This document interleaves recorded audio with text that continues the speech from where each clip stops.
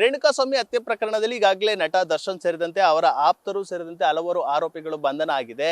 ಇದರ ಜೊತೆಗೆ ಇವತ್ತು ಮೈಸೂರಿನಲ್ಲಿ ದರ್ಶನ್ ಒಡೆತನದ ಫಾರ್ಮ್ ಹೌಸ್ ನಲ್ಲಿ ಮಹಜರು ಪ್ರಕ್ರಿಯೆ ನಡೆಯುತ್ತೆ ಅಂತ ಹೇಳಲಾಗ್ತಾ ಇತ್ತು. ಆದ್ರೆ ಈ ಒಂದು ಮಹಜರು ಪ್ರಕ್ರಿಯೆ ಇಲ್ಲಿ ನಡೆದಿಲ್ಲ ಅಂತ ಹೇಳ್ಬೋದು. ನಾನು ಇವತ್ತು ಫಾರ್ಮ್ ಹೌಸ್ ಬಳಿ ಇದ್ದೇನೆ, ದೃಶ್ಯಗಳಲ್ಲೂ ಕೂಡ ನೋಡ್ಬೋದು. ಇದೇ ಫಾರ್ಮ್ ಹೌಸ್ಗೆ ಬೆಳಿಗ್ಗೆಯಿಂದಲೂ ಕೂಡ ಅಂದ್ರೆ ಏನು A11 ಹಾಗೆ A12 ಆರೋಪಿಗಳಾಗಿರುವಂತಹ ಲಕ್ಷ್ಮಣ್ ಹಾಗೆ ನಾಗರಾಜ್ ಅವರನ್ನ ಇಲ್ಲಿಗೆ ಕರೆದುಕೊಂಡು ಬಂದು ಮಹಜರು ಪ್ರಕ್ರಿಯೆನ ಮಾಡ್ತಾರೆ ಅಂತ ಹೇಳಲಾಗಿತ್ತು.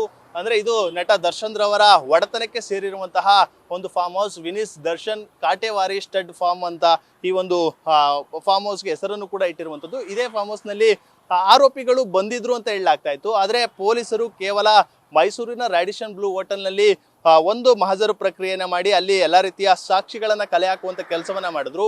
ಆದ್ರೆ ಇಲ್ಲಿಗೂ ಕೂಡ ಆರೋಪಿಗಳನ್ನ ಕರೆದುಕೊಂಡು ಬರಬಹುದು.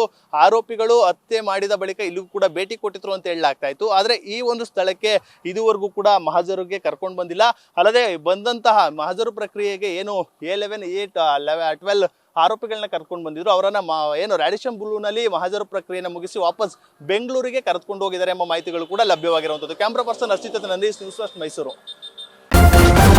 ನ್ಯೂಸ್ ಫಸ್ಟ್ ನಿರ್ಭೀತಿಯಿಂದ ನಿಮ್ಮ ಪರವಾಗಿ.